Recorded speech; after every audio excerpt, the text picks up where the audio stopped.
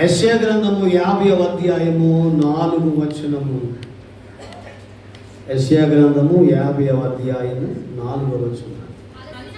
అలసిన వానిని మాటల చేత ఓరడించు జ్ఞానము నాకు కలుగునట్లు శిష్యునికి తగిన నోరు యెహోవా నాకు దయచేసి ఉన్నాడు. శిష్యులు వినునట్లుగా నేను వినుటకై ఆయన ప్రతి ఉదయమున నాకు వినుబుద్ధి పుట్టించుచున్నాడు. ప్రభువు యెహోవా నా చెవికి వినుబుద్ధి పుట్టింపగా నేను ఆయన మీద తిరుగుబాటు చేయలేదు, వినకుండా నేను తొలగిపోలేదు. దేవునికి స్తోత్రం. ఈ వచనాలకి మనం పెట్టుకున్న పేరు వినుబుద్ధి అనే అంశాన్ని మనం జ్ఞాపకం చేసుకుంటున్నాము. ధ్యానాంశము వినుబుద్ధి. ఓపికతో వినండి. సరే, ఈ భక్తుడు ఏమంటున్నాడు అంటే, దేవుడు నాకు ప్రతి ఉదయమున ఒక శిష్యుడు వినునట్లుగా ప్రతి ఉదయమున నాకు వినుబుద్ధి పుట్టించుచున్నాడు అని చెప్తున్నాడు. వినడము చాలా ఆశీర్వాదకరమని, వినడము చాలా ఆశీర్వాదకరం. మనకున్న చెడ్డ అలవాటు ఏమిటంటే మాట్లాడడమే తప్ప వినడం మనకి చేతగా. వినాలని ఆశ ఉండదు, వినాలనే కోరిక మనకి ఉండదు. మాట్లాడడానికి సాహసించినంతగా అనేకులకు చెప్పడానికి ప్రయత్నము చేసినంతగా బోధించడానికి కుతూహల పడినట్లుగా వినడానికి సాహసించము, వినడానికి ప్రయత్నించము. దేవుని మాటలు వినడానికి కుతూహల పడము. ఈ దినాల్లో జీవము కలిగిన దేవుని మాటలు వినడానికి మనసు పెడుతులేదు. నేను వినాలి దేవుని మాటలోనే బుద్ధి కూడా లేదు ఈ రోజుల్లో ప్రజలకి, క్రైస్తవులకి. కానీ ఇక్కడ ఈ భక్తుడు అంటున్నాడు, ఒక శిష్యునికి తగినట్లుగా ఆయన నాకు ప్రతి ఉదయమున వినుబుద్ధి పుట్టించుచున్నాడు అని చెప్తున్నాడు. ప్రతిరోజు, ఒక్కరోజే కాదు, 2 రోజులు కాదు, ప్రతిరోజు ఉదయమున వినే బుద్ధిని నాకు పుట్టిస్తున్నాడు నా దేవుడు అని చెప్తున్నాడు. దేవునికి స్తోత్రం. పెద్దలు అన్నారు కదా, తక్కువ మాట్లాడాలి, ఎక్కువ వినాలి. ఎందుకు ఆ మాట అన్నారు? జ్ఞానము కలిగిన ఒక వ్యక్తి ప్రతి మాటలు వింటాడు, ఆలోచిస్తాడు, వివేచిస్తాడు. ప్రతి మాటలు విని ఆ మాటలను ఆలోచించి ఆ మాటలను వివేచిస్తాడు. విన్న ప్రతి మాటల్లో కొన్ని నూతనమైన విషయాలు నేర్చుకొని తన జీవితాన్ని ముందుకు నడిపించుకుంటాడు, అభివృద్ధి చెందుతాడని దేవుని వాక్యం చెబుతుంది. ఈ రోజుల్లో చాలామందికి తొందరపాటు ఎక్కువ. ఏదైనా ఒక విషయం చెబుతున్నప్పుడు కొంతమంది సగం వరకే వింటారు. సగం విన్న తర్వాత నాకు అంత అర్థమైపోయింది, నాకు తెలిసిపోయింది అని మిగిలినటువంటి విషయాన్ని వినరు. దేవుని బిడ్డలారా, ఒక విషయం ఎవరైనా చెబుతూ ఉంటే అది చివరి వరకు వినాలి. ఈ రోజుల్లో కొంతమందికి లోక సంబంధమైన, మానవ సంబంధమైన మాటలు వినడం అంటే వారికి చాలా ఇష్టం. అనేకుల కొరకు, ఇతరుల కొరకు, పక్క వారి కొరకు, చుట్టుపక్కల వారి కోసం, మన మధ్యలో లేని వారి కోసం మాట్లాడుతూ ఉంటే వారికి ఎంతో సంతోషం కలుగుతుంది. వారికి కొన్ని మంచి మాటలు, దేవుని మాటలు చెబుతూ ఉంటే వారికి మొండల మీద కూర్చున్నట్లుగా ఉంటాయి. అయితే దేవుడు బిడ్డలారా, ఈ భక్తుడు చెప్తున్నాడు, శిష్యునికి తగిన నోరు యెహోవాకు దయచేసి ఉన్నాడు. శిష్యులు వినున్నట్లుగా నేను వినుటకు ఆయన ప్రతి ఉదయమున నాకు వినుబుద్ధి పుట్టించుచున్నాడు. దేవునికి స్తోత్రం. ఈరోజు అనవసరమైన మాటలు మనం వినకూడదు, లేనిపోని మాటలు వినకూడదు. మన మధ్యలో లేని వారి కోసం మనం మాట్లాడకూడదు, అబద్ధపు మాటలు వినకూడదు, మోసపు మాటలు మనం వినకూడదండి. మరి ఏమి వినాలి? దేవుడు మానవులమైన మనకి వివేచన ఇచ్చాడు. ప్రతి మాట కూడా విని ఆలోచించి వివేచించాలి. ఏది శ్రేయస్కరమో, ఏది శ్రేయస్కరము కాదో అది వివేచించి శ్రేయస్కరమైన వాటిని వినాలని దేవుని వాక్యము సెలవిస్తుంది. ప్రియమైన దేవుని బిడ్డ, కాబట్టి దేవుడిచ్చిన వివేచనను మనం ఉపయోగించుకుని దేవుని మాటలు, మంచి మాటలు, ప్రయోజనకరమైన మాటలు, మన ఆధ్యాత్మిక జీవితానికి అవసరమైన మాటలు మనము వినగలిగితే దేవుడు ఆశీర్వదిస్తాడు. ఇది ఉపోద్ఘాతం నెంబర్ 1 పాయింట్. మరి ఏమి వినాలి, ఎవరు మాటలు వినాలి అని మనం ఆలోచన చేస్తే నెంబర్ 1 ఆదికాండం 26వ అధ్యాయము 5వ వచనం. ఆదికాండము 26వ అధ్యాయము. ఏలయనగా అబ్రహాము నా మాట విని నేను విధించిన దాని, నా ఆజ్ఞలను, నా కట్టడలను, నా నియమములను గైకొనినని చెప్పాను. దేవునికి స్తోత్రం. ఈ పాఠములో లేక ఈ వాక్యములో మొట్టమొదటి పాయింట్ ఏమిటంటే దేవుని మాట వినాలి అని దేవుని వాక్యము చాలా వివరంగా తెలియజేస్తూ ఉంది. ఇక్కడ అబ్రహామును గురించి రాయబడింది. అబ్రహాము దేవుని మాట విన్నాడని సాక్షాత్తు దేవుడే అబ్రహామును గురించి సాక్ష్యం చెప్తున్నాడు. ఏలయనగా అబ్రహాము నా మాట విని. అబ్రహాము గొప్ప ధనవంతుడని, భాగ్యవంతుడని, అనేక వేల మంది పనివారిని కలిగి ఉన్నాడని మనకి తెలుసు. అబ్రహాము చాలా గొప్పవాడు, ప్రపంచంలో విశ్వాసులందరికీ తండ్రి, దేవుని మాటను శిరస వహించినవాడు, గొప్ప భాగ్యవంతుడు, భూస్వామి, ఆస్తికర్త. అలాంటి వ్యక్తి దేవుని మాట విని దేవుడు ఏమైతే విధించాడో ఆ ఆజ్ఞలు, ఆ కట్టడలను, ఆ నియమములను గైకొన్నాడని దేవుడే సాక్ష్యమిస్తున్నాడు. కాబట్టి అబ్రహామును గురించి మనం నేర్చుకునే పాఠం ఏమిటంటే దేవుని మాట మనం వినాలి. అబ్రహాముల ఒకసారి నేను చెప్పాను, జంగారెడ్డి గుడి దగ్గర కోయిగూడు చదువుకోవడం బాగా తెలుస్తుంది. అక్కడ వాకింగ్ చెప్పడానికి వెళ్ళిన ఒక ఆదివారం ఒక విశ్వాస ఇంటికి వెళ్ళినప్పుడు వాళ్ళతో ఆ కుటుంబ విషయాలు మాట్లాడుతున్నాను. 5-10 నిమిషాలు అయ్యింది.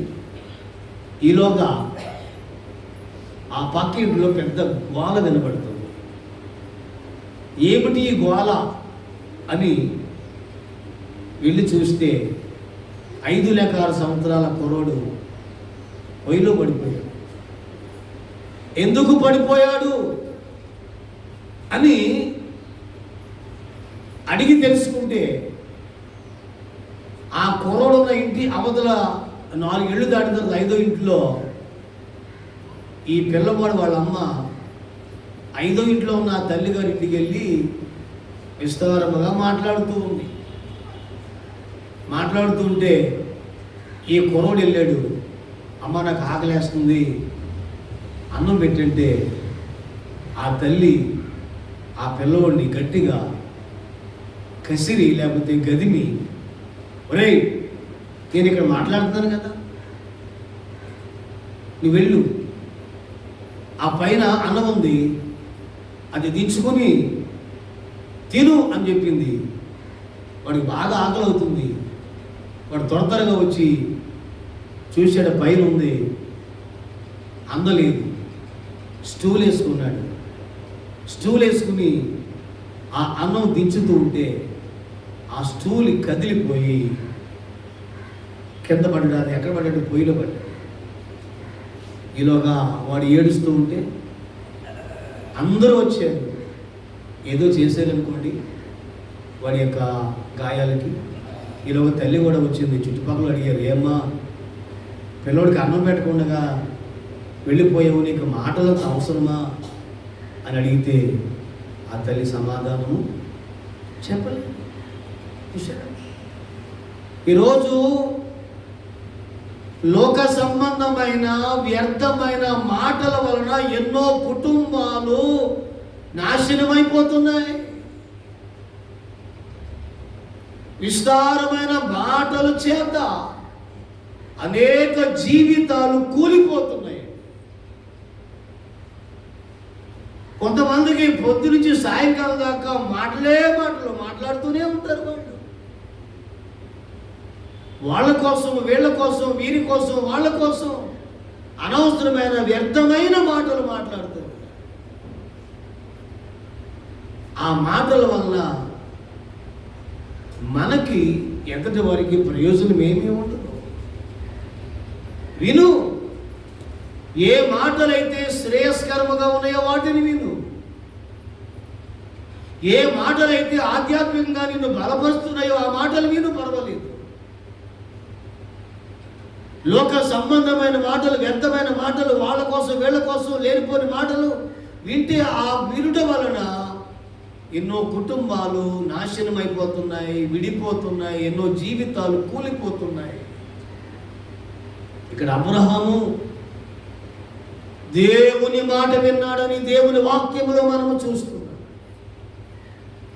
ఒక్కసారి విన్నాడు అబ్రహాము? లేదు. ప్రతి విషయంలో, ప్రతి సమయంలో దేవుడు ఎప్పుడు చెప్పినా, ఎప్పుడు మాట్లాడినా చిత్తము ప్రభువా నీ దాసుడు ఆలకించుచున్నాడని శిరస్సు వంచాడు. దేవునికి స్తోత్రం చెప్పండి. హల్లెలూయా. దేవుని బిడ్డలారా, అబ్రహాము గొప్పవాడై ఉండి, ధనవంతుడై ఉండి, భాగ్యవంతుడై ఉండి, స్త్రీ సంపదలు కలిగిన వాడై ఉండి దేవుని మాట ఎంత శ్రద్ధగా విన్నాడో ఆలోచించాలి. మనము కూడా అబ్రహాము వలె దేవుని మాట వింటే ఆశీర్వదించబడతాం. దేవుడు ఏమన్నాడు? అబ్రహామా, నీవు నీ దేశాన్ని విడిచిరా, నీ తండ్రి ఇంటిని విడిచిరా, నీ బంధువుని విడిచిపెట్టిరా అని అనగానే ఏం చేశాడండి? దేవుని మాటకు శిరస్సు వచ్చిన వాడై విడిచిపెట్టి వచ్చేసాడు. దేవునికి స్తోత్రం. రెండోసారి అన్నాడు, అబ్రహాము నీ భార్య అయిన శారా మాట విని ఆగరును ఆమె కుమారుని పంపించేయి అని చెప్పాడు. దేవుని మాటకు మారు చెప్పలేదు, బదులు పలకలేదు. ఆ దేవుని మాటకు విధేయత చూపించి దాసి అయిన ఆగరును ఆమె కుమారుని బయటికి పంపించేసి. మూడవది, నీకు ఒక్కడై ఉన్న నీవు ప్రేమించు ఇస్సాకుని నేను చూపించే దేశానికి తీసుకెళ్ళి ఒక పర్వతం మీద బలి అంటే ఎదురు చెప్పలేదు. ఒక్కడే కొడుకు కదా, లేక వృద్ధాప్యం మంది ఇచ్చావు కదా, ఇచ్చిన కొద్ది రోజులకే మరలా అర్పించమంటున్నావేమిటి అని ఎదురు చెప్పలేదు. దేవుని మాటకే శిరస్సు వచ్చాడు. కాబట్టి దేవుని బిడ్డలారా, దేవుడు ఎప్పుడు ఏమి చెప్పినా ఆ మాటకు మనము శిరస్సు వంచాలి, విధేయత చూపించాలి. దేవుని మాట కంటే ఎవరి మాట నాకు ఎక్కువ కాదు అని మనము ఆ మాటకు అబ్రహాము వలె విధేయత చూపించగలిగితే, వినగలిగితే అబ్రహామును ఆశీర్వదించిన దేవుడు ఈరోజు ఆయన మాట వినిన వారిని కూడా దేవుడు ఆశీర్వదిస్తాడు. దేవునికి స్తోత్రం. రెండవది, మొదటిగా దేవుని మాట వినాలని నేర్చుకున్నాం. 2, దేవుని మాట వింటే ఏమవుతుంది? ఏమంటే దేవుని మాట వింటే ఏమవుతుంది? చదవండి. నిర్గమాకాండం 15వ అధ్యాయము 26వ వచనం.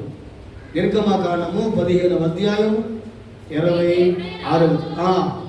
మీ దేవుడైన యెహోవా వాక్కును శ్రద్ధగా విని ఆయన దృష్టికి న్యాయమైనది చేసి ఆయన ఆజ్ఞలకు విధేయులై ఆయన కట్టడలన్నిటినీ అనుసరించి నడిచిన ఎడల నేను ఐగుప్తీయులకు కలుగజేసిన రోగములలో ఏదియు మీకు రానియను, నిన్ను స్వస్థపరచు యెహోవాను నేనే అనెను. దేవునికి స్తోత్రం.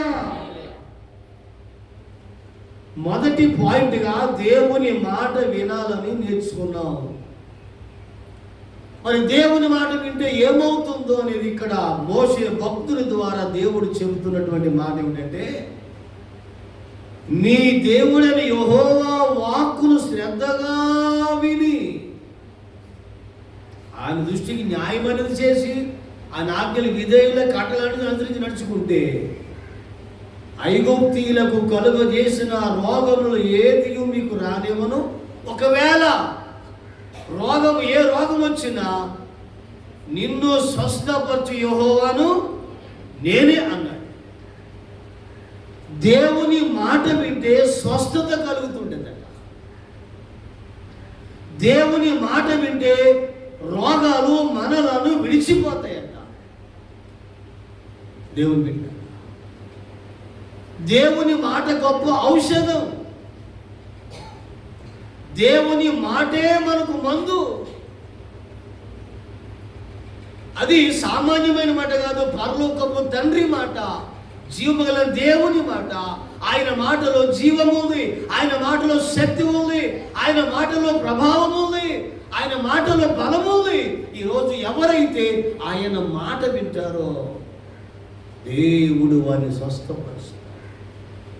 దేవుడు ఎవరిని స్వస్థపరుస్తాడు? ఎవరికి దేవుడు తన వాగ్దానం నెరవేరుస్తాడు?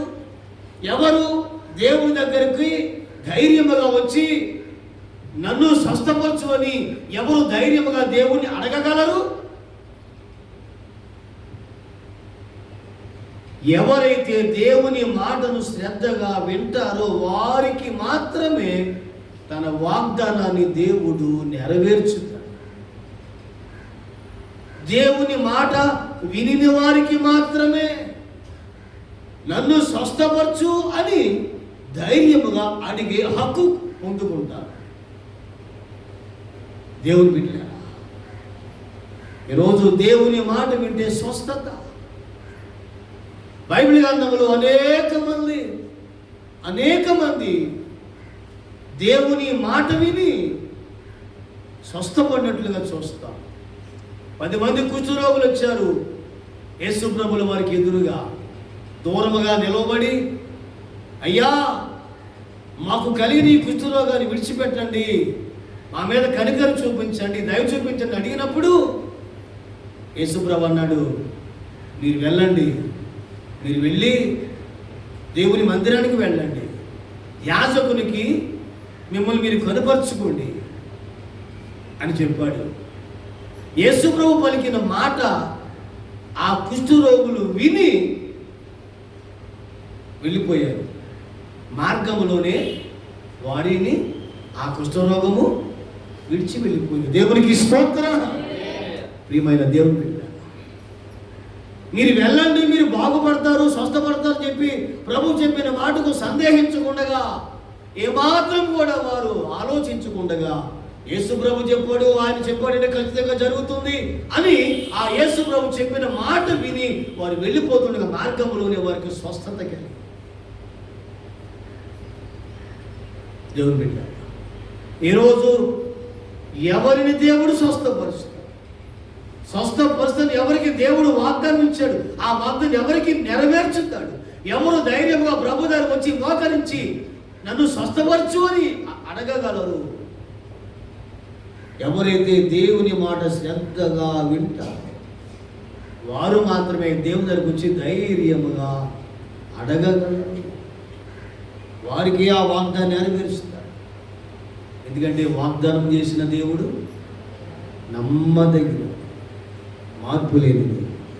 వాగ్దానం ఇచ్చిన నేను స్వస్థపరిచేవాడు నేనే అని దేవుడు స్వస్థపడతాడు. ఎప్పుడంటే ఆయన మాట మనము వినినప్పుడు. దేవుడు రెండవది, ఆయన మాట వింటే ఏమవుతుంది? నిర్గమకాండం 19వ అధ్యాయం 5వ వచనంలో, నిర్గమకాండము 19వ అధ్యాయం 5వ వచనం, కాగా మీరు నా మాట శ్రద్ధగా విని నా నిబంధనలను అనుసరించి నడిచిన యెడల మీరు సమస్త దేశములలో జనులలో నాకు స్వర్గీయ సాంపాద్యం అవుదురు. దేవునికి స్తోత్రం. దేవునికి అంతేకాకుండా సమస్త భూమియు నాదే కదా, మీరు నాకు యాజక రూపమైన రాజ్యముగా పరిశుద్ధ జనాంగముగా ఉందురని చెప్పుము. నీ ఇశ్రాయేలులతో పలకవలసిన మాటలు ఇవే అని చెప్పగా. చూసారా? రెండు, దేవుని మాట వింటే మనము దేవునికి స్వకీయులుగా, స్వకీయ సాంపాద్యముగా ఉంటామట. ఎవరైతే దేవుని మాట వింటారో వారే దేవునికి సొంత ప్రజలు, వారే దేవుని జనాంగము. దేవుని మాట విని వారే దేవుని సొత్తు, దేవుని స్వాస్థ్యము.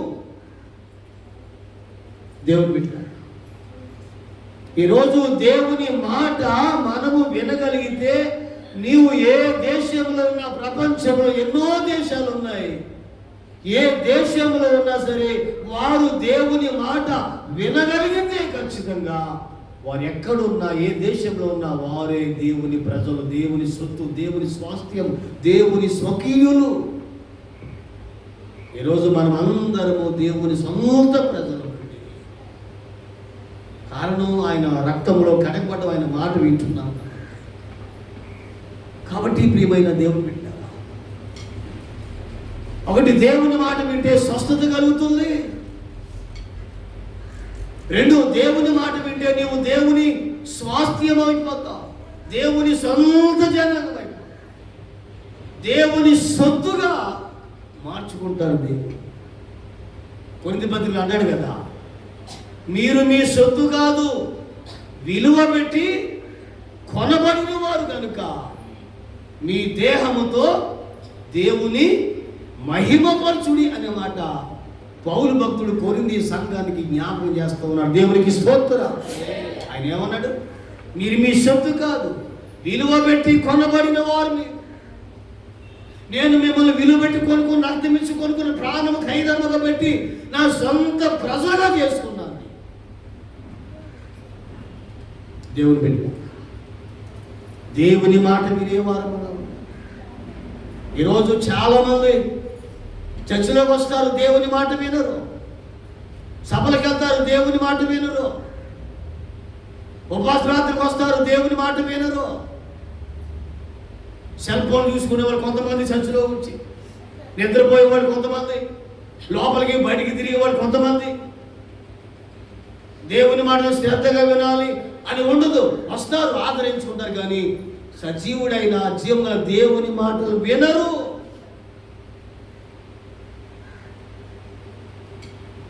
కాబట్టి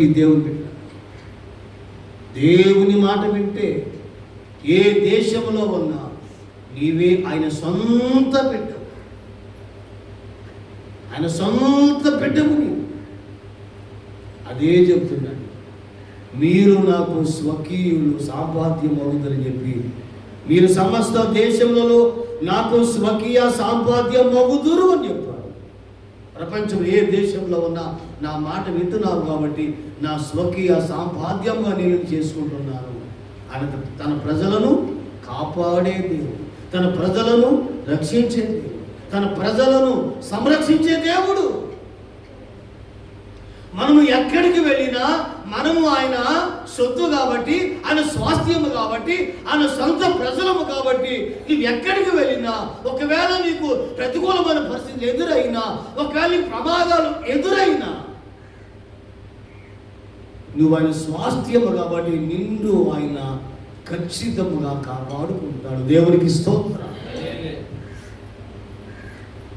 నేను ఒక దైవజనుడు చనిపోతే పలకించడానికి వెళ్తే బండి మీద పడిపోయాడు, కాలుకి పెంచులు పోయాయి, ఇక్కడ కూడా చాలా దెబ్బ తగిలింది, వచ్చేసేది ఏదో లాగా. మళ్ళీ వెంకటనామం జ్ఞాపకాలు కూడా వెళ్తుంటే పాత్రమ్మని ఎక్కించుకుని వెళ్తుంటే పిచ్చి వెంకటం పిచ్చి వెళ్తున్నా ఇసుకలో అది చెక్కలు తిరిగిపోయి ఇద్దరు పడుతుంది. కానీ రెండవసారి చిన్ని దెబ్బ కూడా తాగలేదు.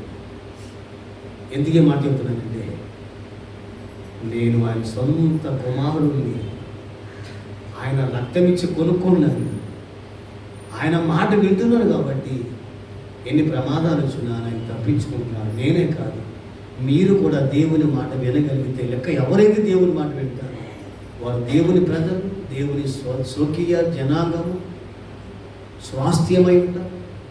కాబట్టి ఆయన కాపాడుకుంటాడని దేవుని వాక్యం సెలవిస్తుంది. మూడవదిగా, దేవుని మాట వింటే అభివృద్ధి కలుగు చేస్తాడు. దేవుని మాట వింటే నిన్ను వర్ధిల్ల చేస్తాడు దేవుడు. ప్రియమైన దేవుడు, ఈరోజు ఎవరైతే దేవుని మాట వింటారో దేవుడు వారిని అన్ని విధములుగా వర్ధిల్ల చేస్తాడు. లోకాసువార్త 5వ అధ్యాయము 4 నుండి 7 వచనాలకు చదువుదాం. మనకు బాగా తెలిసిన మాటలే. లోకాసువార్త 5వ అధ్యాయం. ఆయన బోధించుట చాలించిన తరువాత నీవు ధోని లోతులకు నడిపించి చేపలు పట్టుటకు నీ వలలు వేయుడని సీమోనుతో చెప్పగా, సీమోను, ఏలినవాడా, రాత్రి అంతయు మేము ప్రయాసపడితేమి కానీ మాకేమీ దొరకలేదు, అయినను ఈ మాట చెప్పున వలలు వేతుమని ఆయనతో చెప్పాను. వరాలకు చేసి విస్తారమైన చేపలు పట్టిరి. అందుచేత వారి వలలు పిగిలిపోవచ్చుండగా వారు వేరుగా దోణిలోనున్న తమ పాలి వారు వచ్చి తమకు సహాయం చేయాలని వారికి సంజ్ఞలు చేసిరి. వారు వచ్చి 2 దోణెలు మునుగునట్లు నింపిరి. దేవునికి స్తోత్రం. గలిలయ సముద్రంలో యేసుక్రీస్తు ప్రభులు వారు వాక్యాన్ని బోధించుతున్నారు. వినండి. ఆ వాక్యం బోధించుట అయిపోయిన తర్వాత సీమోను పేతురు దోణిలోకి ఎక్కించుకున్నాడు పేతురు గారు. సీమోను, దోణి లోతుకు నడిపించు అయ్యా అంటే నడిపించాడు. ఇప్పుడు వలవేయి అని చెప్పాడు. వినాలి, ఇప్పుడు వలవేయి అని చెప్పాడు. ఏమన్నాడు సీమోను గారు? ఏమన్నాడండి? అయ్యా, ఏలినవాడా, నా యజమానుడా, రాత్రంతా ప్రయాసపడ్డామయ్యా, ఒక్క చేప కూడా పడలేదు అని. అయినను నీ మాట చెప్పున వల వేతునని పేతురు గారు దేవుని మాట విని వల వేశాడు. ఏమైంది? వల వేస్తే ఏమైంది? రాత్రి అంతా ప్రయాసపడితే ఒక్క చేప కూడా పడదు. కానీ యేసు ప్రభు మాట విని వల వేస్తే విస్తారమైన చేపలు పడ్డాయి. ఆ చేపలు పడిన వలను వారు లాగలేకపోతున్నారు, పైకి తీసుకురాలేకపోతున్నారు. పక్కన వేరే దూరం ఉంది. యాకోబు, యోహాను, యోసేపు, రండి రండి రండి, ఈ వలను మేము పైకి లాగలేకపోతున్నాం, ఇదిగో గొప్ప పాటు దొరికింది, విస్తారమైన పాటు దొరికింది, మీరు కూడా వచ్చి మాతో పాటు సహాయం చేస్తే అని అడిగినప్పుడు వారు కూడా వచ్చారు. ఈ 2 దోణులు కలిసి ఆ వల లాగితే లాగుతుంటే వల పిగిలిపోతున్నాయి. చేపలు ఎప్పుడు వారి జీవితంలో పట్టని చేపలు పడ్డారు. దేవుని బిడ్డ ఆలోచించారు. రాత్రి అంతా చేపలు పడ్డాడు, ఒక్క పెద్ద పని కూడా పడలేదు, ఒక చిన్న కవల పిల్ల కూడా పడలేదు. కానీ యేసు మాట విని వల వేస్తే ఎప్పుడూ పట్టలేని చేపలు పడ్డాడు. దేవునికి స్తోత్రం. కారణం, దేవుని మాట వింటే నిన్ను ఆశీర్వదిస్తాడు. దేవుని మాట నిన్ను వర్ధిల్ల చేస్తాడు. దేవుని మాట నిన్ను అభివృద్ధిలోకి తీసుకొస్తుంది. దేవునికి స్తోత్రం చెప్పండి. హల్లెలూయా.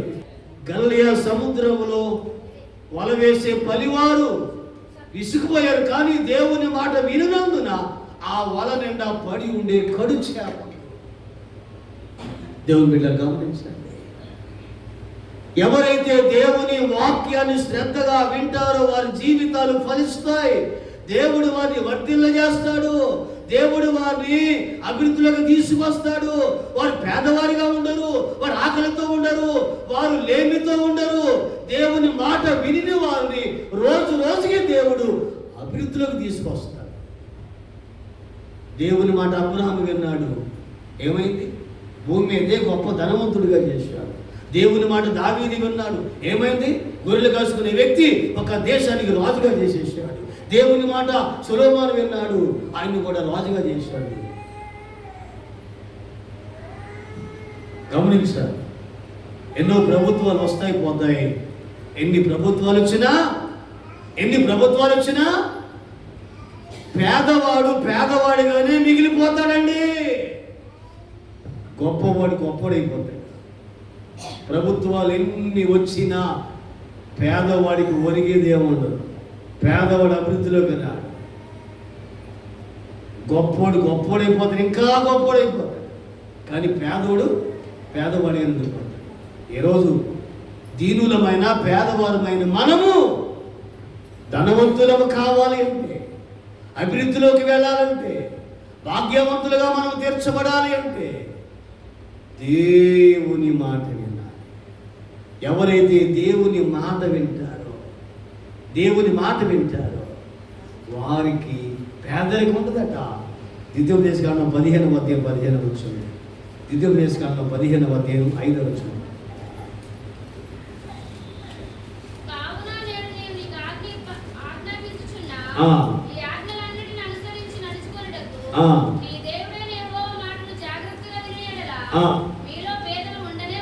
దేవునికి స్తోత్రం.